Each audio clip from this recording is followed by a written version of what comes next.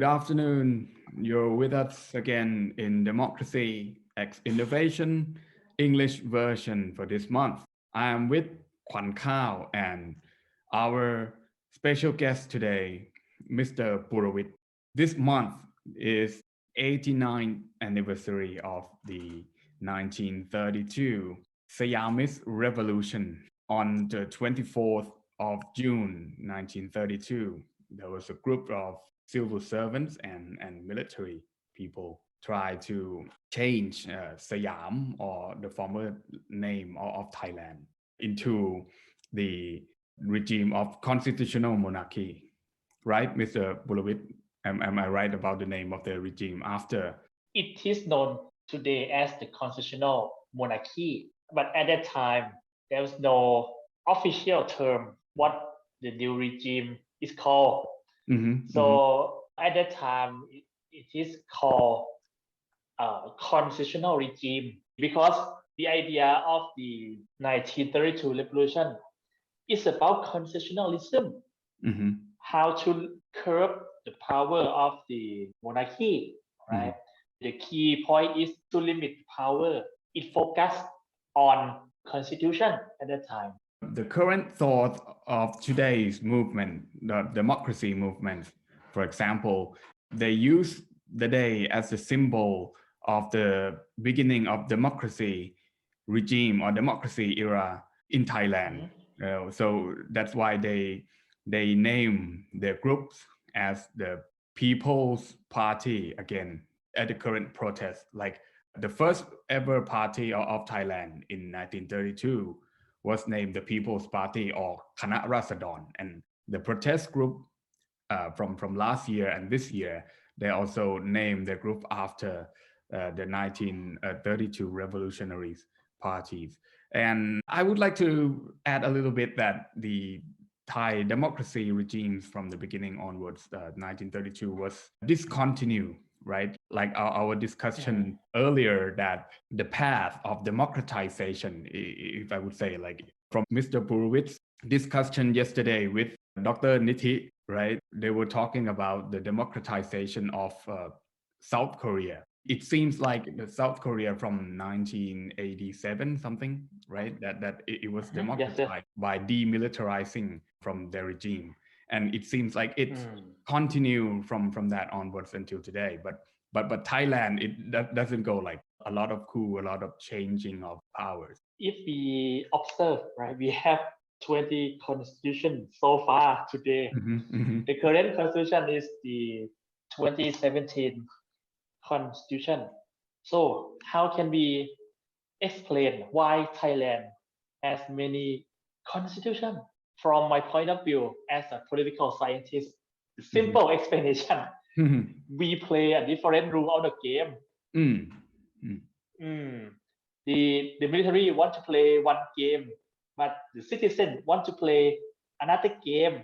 If we observe in comparative perspective, right, we must admit that democratization is a global trend since 1990s, or even since 1970s, right? But Thailand today, in 2021, we are still discussing which regime is the most suitable for our country. Of course, for the citizen, for the people, we will say yes, democracy, because it's an equal game for everyone.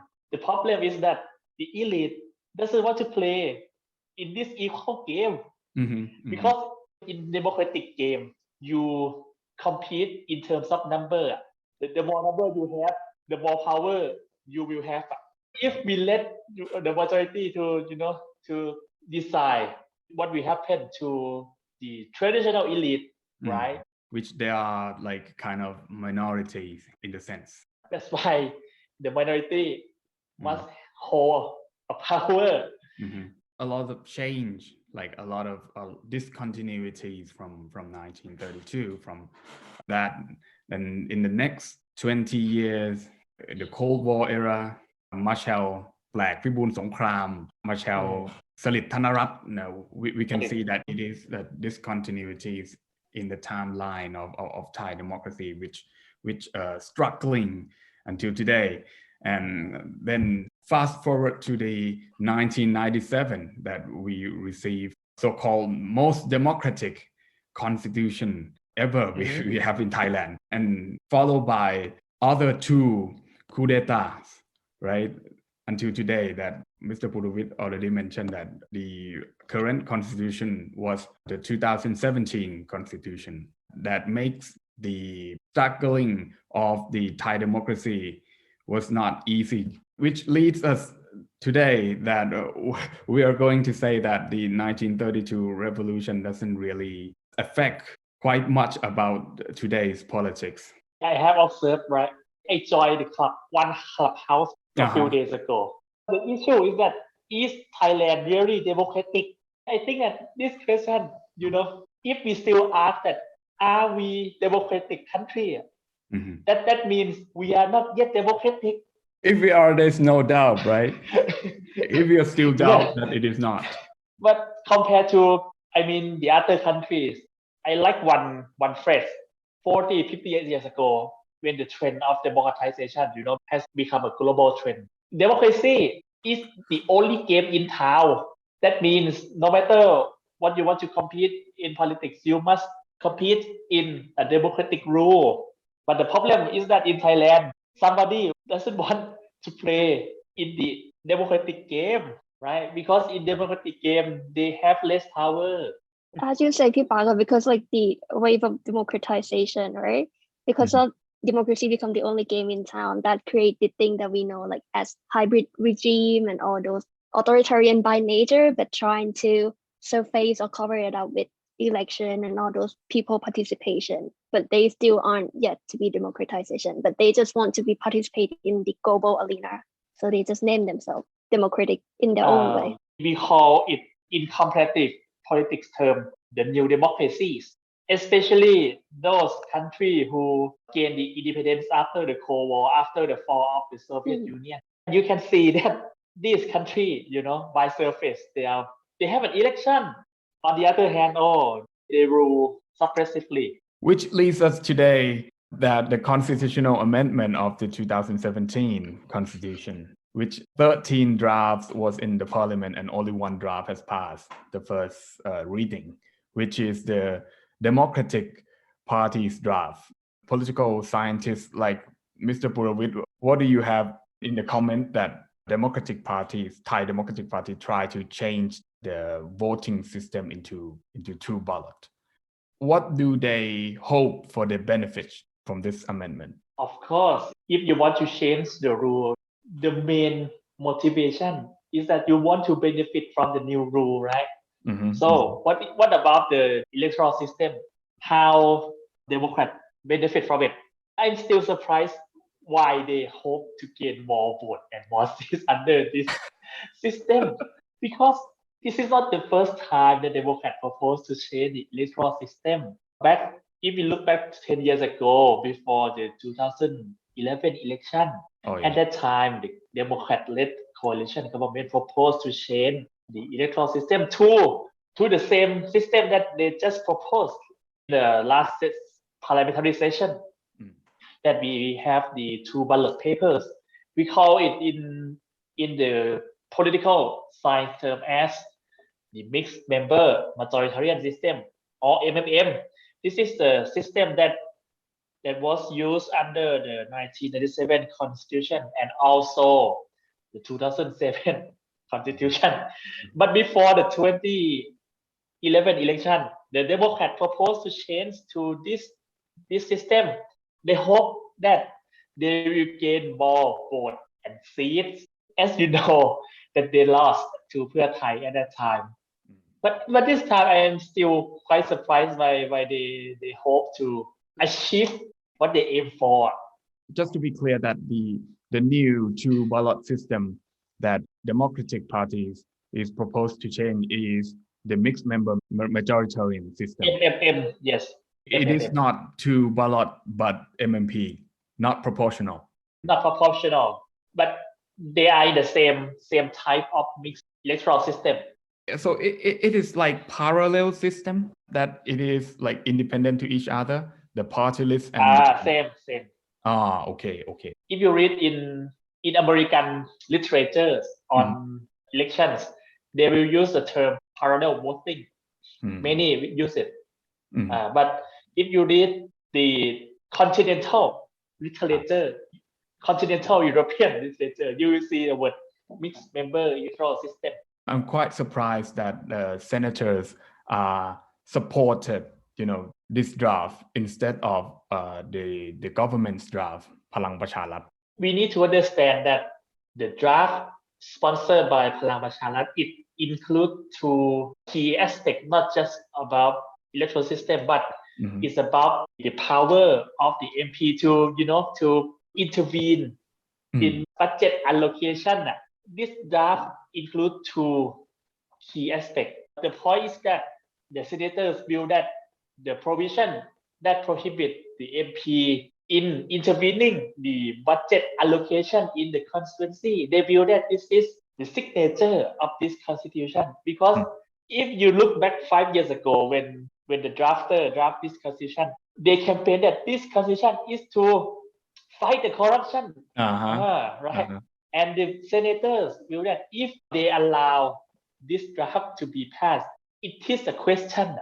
5 years ago, you campaigned that you will get rid of corruption by this constitution. But today, you accept this draft and you said, oh, it's okay to be passed. So how can you answer to the society? So that's why they are okay with the electoral system. They have no problem. But on the other hand, for the Democrat draft, this draft, it's just only one issue, electoral system, and it does not affect the power of the senators, right? That's why, okay, we have no problem, go. It is very clear and reasonable why this draft is like passed by a majority of votes, MPs and senators. And what else do we have here? Maybe vaccine, because like this month seems to be the highest infections in Thailand. More than 4,000 people a day cases, and more than 30-40 people have died from COVID-19. And another issue that is hot is about vaccine, not the one that the government has prepared, but the one that maybe people call it selective vaccine, like the vaccine from Moderna and Sinopharm. Have you booked your Moderna vaccine? Kwan Khao? Of course I did. Oh, of course you did. Me too, I did. I feel like everyone is rushing for it. Everyone is like fighting for the alternative vaccine other than Sinopharm, Sinovac, and AstraZeneca, isn't it? Right, because like we are young, right? Mr. Purawit and I and Kwan Khao, we are both young, so we cannot take the AstraZeneca as we are afraid that it would affect us by blood clots or whatever, right? The hope for us is the mRNA vaccine, and they seem to be delayed. And now the government officials, like both of those office, they're trying to throw at each other that it is not my responsibility for its delay. The current situation is messed up. We can't even like find the one who is like can give us all the answer, or the one who is responsible for the vaccine issue and the handling of this crisis, COVID crisis. And like I feel like what people in the society really want is the clear instruction and clear answer. I feel like that will ease their mind. But the more they're trying to put shade on each other, like, oh, it's not my responsibility, the decision of the court is the decision of the doctor and such thing, it make people even more like hesitate and put more distrust in the government and in the management. And now you can see it's all like quite chaotic. Even like the closing down of restaurant and all the business management and everything, people are like getting more frustrated, and I can see like how people are desperate and become more angry toward them. What do you have in mind, Mr. Purawit? I've heard that you follow these topics up for weeks. Because I listen to the radio every day, I drive to work. Okay. And I think that it is the situation that is manageable, and the loss, right, the death, the infection can be prevented. But how come we are up to this stage? And it can be much worsen every day. I have a question. Why the government still buy or decide to purchase Sinovac instead of other vaccine? Like when they obviously see the situation right now, like you don't have to be like political analysis and you already know that it's not a good strategy to just like put everything in this one vaccine, you know? So I don't really understand that point. What do you think? I think the answer is in your question. As everyone see, I mean, you cannot find a reason in a thing that is unreasonable from the beginning. But yeah, it's just sad though. Yeah, it's just sad, and more than that, Sinovac is the most expensive vaccine on the list, and it is exactly less effective, because it doesn't prevent you from get infected, so you can still get infected, but maybe it reduce the severity somehow of the COVID-19 inside your body, but yeah. But some medical staff, nurses, and some doctors, they got 2 doses of Sinovac, but they still get infected. And one, I've heard that at least one of them still have severe attack from the COVID-19. So it doesn't quite work like that much. Thai government always say like, oh, they have good relationship with China, that's why they get a lot of Sinovac, right? But question is like, if you really have a good relationship, then why don't we get Sinopharm? Why are we getting Sinovac instead? And it's just sad, like, you see this infographic like comparing like the Moderna or like the selective vaccine price in other country and in Thailand, and it's written like, oh, free, and then Thailand 3,800, 3,400 baht, and it's just like tragic. It should be accessible by everyone and free, but we still have to pay for more it. than that, like apart from you have to pay for it, but you still not be able to get it. Even you already paid for booking, right? You paid, right? 3,000 something. I made a purchase too, but I didn't get it. Like they said, like the earliest possible would be in October or something. It was not even sure that we will be able to receive it by October. Yeah, ridiculous. It's not confirmed yet. Because like there's news couple of days, like the government is like, we're waiting for the court to make decision or to read the wording, and then some came out with a whistleblower saying like, oh, it's complete ridiculous. They haven't yet to sign the contract and whatsoever. So,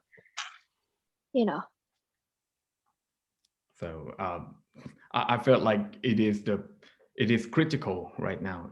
We're in a critical time. Yeah. We're in a desperate time, like, which I haven't seen anything like this, in my life. I was born only like 26 years of my life, but maybe it's short, but this is the worst time in my like more than 25 years. But people keep comparing to the case of the during Thaksin regime, the bird flu. And how like the management was more attentive. Can I use that word? Faster, more attentive, more strategically predicted, and like working on measurement. So I don't know. No lockdowns back then. No like closing restaurant, prohibit from eating on site. No school closing.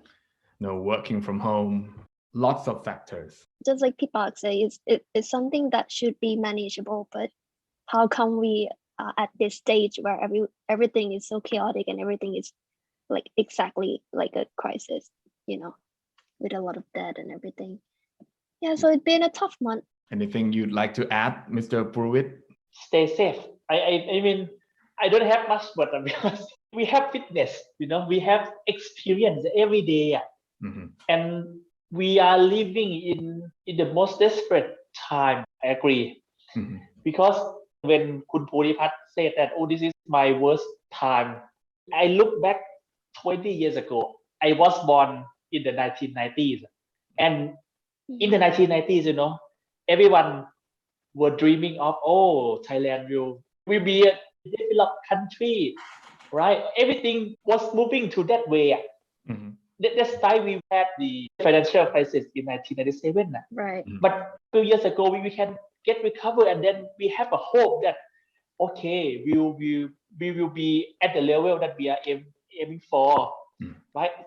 Everyone were hopeful that we Everyone will have be a dream. better.